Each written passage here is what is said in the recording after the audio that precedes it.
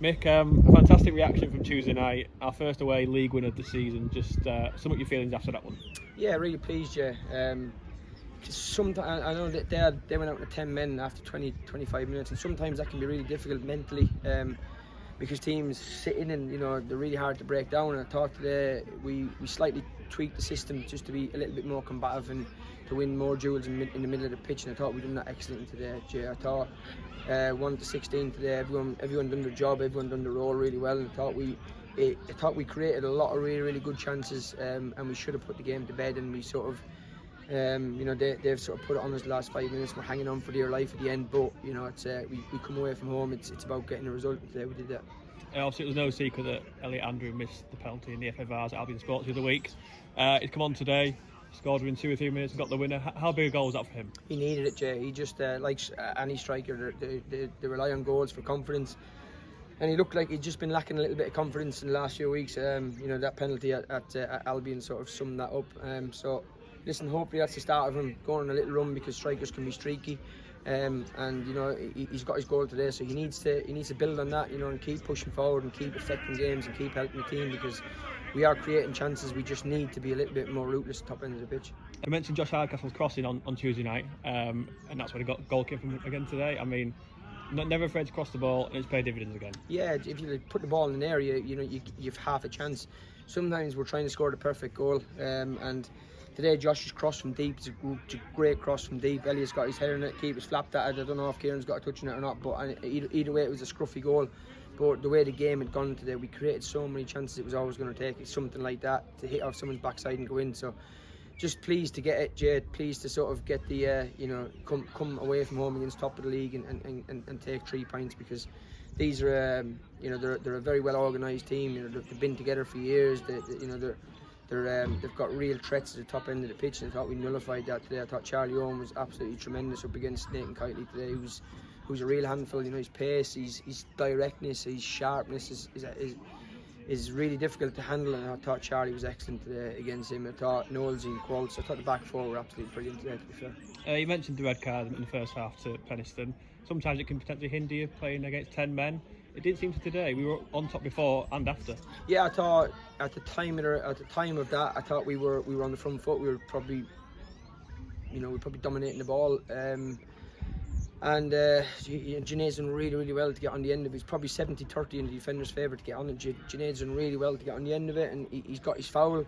He's on the ground, and the lad kicked out at him. It's really silly, and I think he's let his team down, to be fair. But like you said, playing against 10 men can often be really difficult. And as I said to the lads at half time, mentally we have to play the game like they've got 11.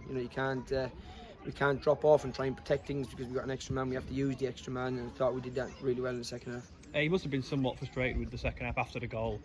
It was there for us to go and get 2 or 3, 4 and kill the game off. We didn't do that. We made it difficult for ourselves. Just said that to the lads in the changing room. When you can smell blood, you have to go for the throat and kill teams off. And today we didn't do that.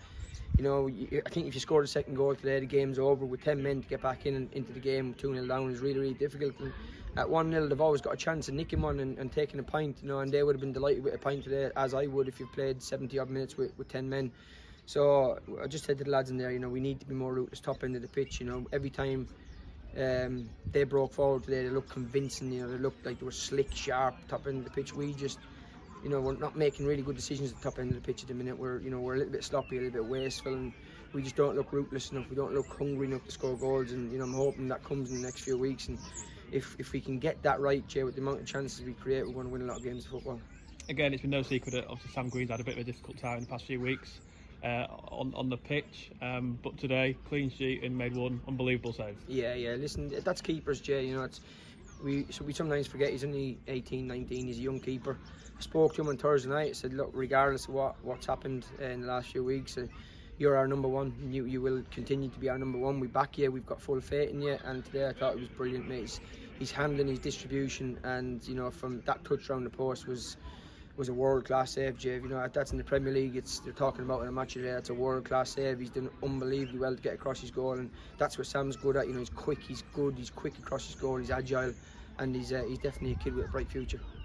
First start for Ethan Kajosa today on the wing. Didn't see too much of the ball in the first half, but second half I think he was frightening the life out of their back four. Yeah, once that game opened up, I think their number 3 will be having nightmares about him tonight. He was frightening. You know, he's so quick, he's so direct, and he's not just a quick, direct winger. You know, he's got a nasty streak to him. He's really robust. You can kick him. You can do what you want. He'll kick you back. He's an unbelievable find for us, and you know, I think he'll continue to get better. Obviously, once he gets used to the lads and how we want to play. But I think he's definitely. This sort of after Christmas last year, we brought in Tweedy and Rice, and it kind of changed, you know, our mentality. And I think Ethan will probably be that player for us this year. You know, just how good he is on the ball, how he accepts the ball, you know, how hard he works without the ball. I think he could be that sort of defining moment for us this year. So he's a player we need to look after him. You know, we need to keep giving him confidence, and I think he's definitely going to win us more games than he loses. Just a word on Connor Qualter. I believe it's his last game back helping us out. Obviously, didn't have to come back and help us out, but he has done, and it's obviously been very, very good for us. Yeah, listen, Qualter is. I personally think he's the best defender in this league, mate. If I'm honest with you, I think you'll be struggling to find a better centre half than Connor Qualter. He's quick, he's big, he's strong, he's aggressive, he's everything you want from a centre half. He's good on the ball, and he's been an absolute man mountain for us, Jay. To be honest with you, we might have him for a couple more midweekers, I think. But yeah, he's been brilliant for us, and it's just worked out at a perfect time when we were light on numbers, and sort of everything sort of works itself out, I suppose. And Qualter coming in has really stabilises in terms of defensive duels and aerial duels. I think he's probably the best in the league in terms of winning aerial duels. So yeah, he's really sort of come in and give us a little bit of a spark at the back, if you like. Just an update on Luca Bellino. When can we expect to see him back on the pitch? He in the warm up is today. The sooner the better for us, to be honest with you. I think he's maybe available for selection on Tuesday night, as will possibly Rice and possibly Sean.